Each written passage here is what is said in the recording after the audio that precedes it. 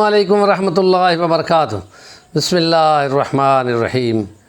قرآن مجید اللہ کا کلام شفا ہے، ہدایت ہے، رہنمائی ہے اور زندگی گزارنے کا دستور ہے۔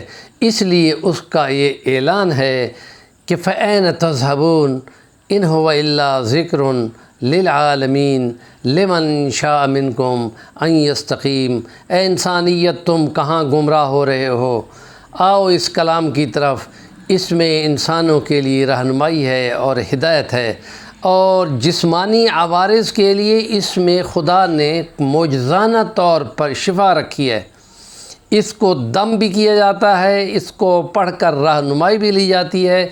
اس کے علمی ذخائر کو جان کر بے شمار نان مسلم سائنسدان کلمہ پڑھتے ہوئے نظر آتے ہیں، اور آج تو دور ہی سائنس کا ہے کہ جس کے لیے خدا کا کلام 1400 سال سے کہہ چکا ہے ان قریب ہم تم کو اپنی نشانیاں دکھائیں گے۔ تو جسم کے اندر آنے والی مختلف بیماریوں کی شفا کے لیے یہ چیز ہمیں عقلی سے زیادہ نقلی طور پہ، اثر کے طور پہ، نقل کے طور پہ، روایت کے طور پہ معلوم ہوگی، جس کو ہمیں اسی طرح لینا ہوگا۔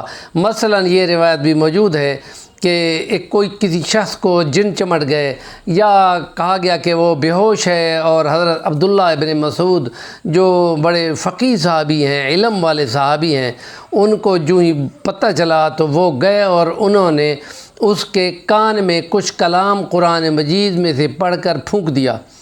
اس کا اثر فوراً ہوا، اور وہ کہتے تو جوان لڑکی ہیں، تو وہ فوراً اٹھ کے کھڑی ہو گئی۔ تو جس وقت حضرت نبی پاک صلی اللہ علیہ وسلم کو بتایا گیا تو نبی پاک صلی اللہ علیہ وسلم نے حضرت عبداللہ ابن مسعود سے فرمایا کہ تم نے اس کے کان میں کون سی آیت یا کلام پڑھا تھا؟ انہوں نے فرمایا کہ یا رسول اللہ صلی اللہ علیہ وسلم، میں نے سورۃ مومنون 18ویں پارے کی آخری آیات وہ پڑھ کے دم کی تھیں۔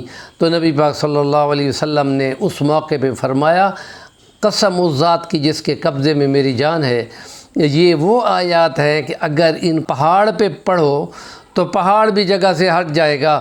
حالانکہ ہے اللہ کا کہ جو بہت زیادہ اثر کرتا ہے، اور وہ آیات مبارکہ سورۃ مومنون کی آخری ہیں، اور عموماً ان کو جنوں کے لیے یا جادو کے لیے یا سحر کے لیے پڑھنے کا علماء کا معمول ہے، اور اس کے لیے کہا جاتا ہے کہ یہ وہ آیات ہیں کہ ان کے کسی بھی قسم کا جادو اور نظر، بندوں کے نظر بھی لگ جاتی ہے، اس کے لیے یہ تیر بہدف ہے، اور اس کو سب سے زیادہ پڑھا جاتا ہے۔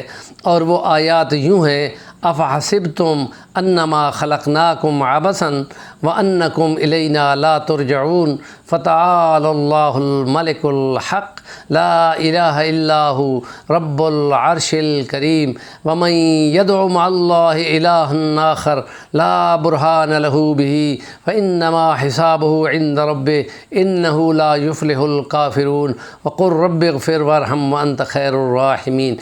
اس میں جو آیت ہے وَمَنْ يَدْعُ مَعَ اللَّهِ إِلَٰهًا آخَرَ لَا بُرْهَانَ لَهُ بِهِ، اس لا برہان لہو بہی کو 7 بار پڑھنا ہے۔ یہ خاص بات ہے، جو اللہ کے سوا اوروں کو پکارتے ہیں اور ان کو شریک بناتے ہیں، اور ان کو یہ سمجھتے ہیں کہ خدا نے خود ان کو خدائی میں شریک کیا ہے، جیسے مشرکین مکہ کہا کرتے تھے۔